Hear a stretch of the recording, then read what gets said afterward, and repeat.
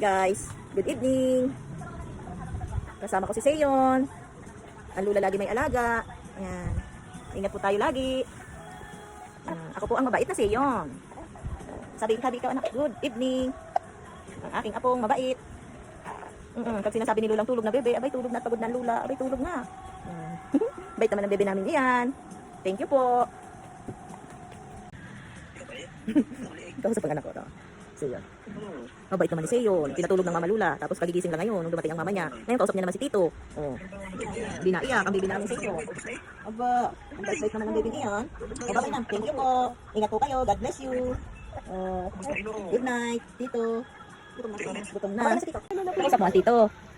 Kausap ng baby ko ang Tito. Aba naman. Thank you, Tito. Thank you po sa gatas.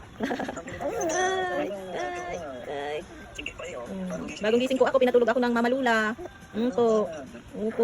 Pinatulog ko ako ng Mama Lula. Bait po ako, bait. Bait ang bebe namin. Opo. Nasa duyan ako dito. Bagong gising ako. Opo. Bait ka bait? Wala ka natin? Wala ka nila kung hindi ako nagkamali. Oo. Bait yan? Opo. Hindi nagagalit eh. Hindi po, bait po ako dito, bait. Oh, yan daw. Bye. Bye-bye daw. Oh, bye-bye po Tito. Ingat ka po dyan. Love you. Pakindat ka pa sa lula.